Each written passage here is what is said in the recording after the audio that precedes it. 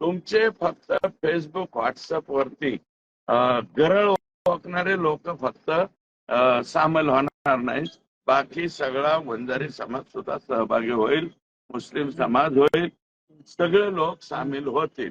आणि तुमचे जे पॉवरफुल मीडियावाले, मला माहिती आहे की सध्या ट्रोलर कोण आहे तर मीच ट्रोल घे. अरे बाबा, ट्रोलच्या बाबतीमध्ये उदाहरण पाहिलेलं आहे ना तुम्ही.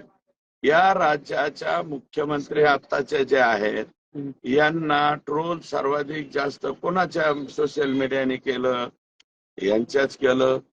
आणि ट्रोल तर केलं, त्यांना टरबुजा ही उपाधी मला वाटतं यांच्याच सोशल मीडियाने दिली.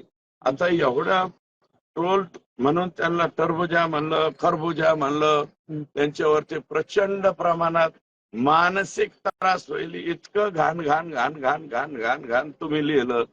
काय झालं त्याचं? काय झालं?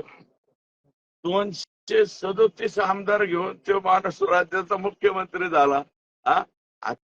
ते एवढा मोठा माणूस आहे. मी तर फार, आमचे काय फाटक्याचे अवलाद, कशात काय फाटक्यात पाय, आमचे अवलाद केवढेशे आणि आम्हाला ट्रोल करते. मला कळतंय. अजून माझं म्हणणं आहे, जेवढ्या शिव्या द्यायच्या तेवढ्या शिव्या द्या बाबा.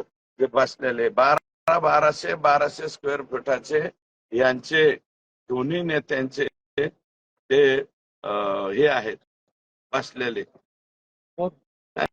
नाही, वॉर रूम मधून नाव त्यांच्यातले जेवढे बी तुम्ही बघा, जे बी घाण घाण लिहितात त्यांचे नावच गायब असतात, म्हणजे लॉकड असतात.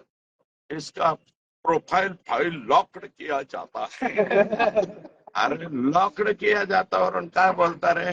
ओरिजिनल अकाउंट वरून बोला ना, दम असेल तर. एक अकाउंट वरून बोलतात. बरं बोला, डॉक्टर बाबासाहेब आंबेडकरांनी आम्हाला अभिव्यक्ती स्वातंत्र्य दिले, द्या. आणि मी तुम्हाला एक सांगतो, म्हणजे माझ्या लाईफ मध्ये मी असल्या याला भावच दिलेला नाही. मी गोपीनाथरावांच्या हाताखाली काम केलंय. त्यांनी मला सांगितलं होतं, सुरेश, एका कानाने ऐकायचं, दुसऱ्या कानाने सोडून. किती कमेंट वाईट आल्या, वाचायच्याच नाही. वाचल्यावर वाईट वाटतंय ना, कमेंटच वाचायचं नाही. काय फरक पडतो? 4-2 दिवस लिहिते कटाळते ना. आणि आजचा सोशल मीडियावरचा राग उद्याच्याला विसरून जात असतो. त्याच्यामुळं कोण काय वेडं वाकडं लिहितंय, कोण काय करतंय, आणि ह्याच्यातून वाचलंय कोण?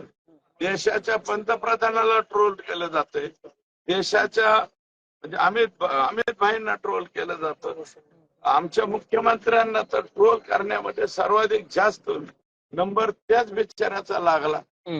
पण म्हणजे तिथं पहिल्यांदा याचा शुभारंभ जे आहे, आपल्या जिल्ह्यातले जे नेते त्यांचे जे मोठमोठ्याल्या काही, मला माहिती आहे परदेशातून सुद्धा ऑपरेट होतात काही पोस्ट, कशा होतात ते बी मला माहिती आहे. त्याच्यामुळे परदेशातून करा, देशातून करा, एका जागेवर बसून करा, तुम्हाला काय ट्रोल करायचे ते करा.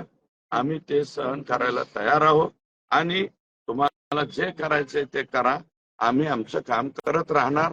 आम्हाला एकच मिशन, संतोष देशमुखच्या आरोप्यांचं पकडणं, हे एवढंच मिशन आमच्या डोळ्यात.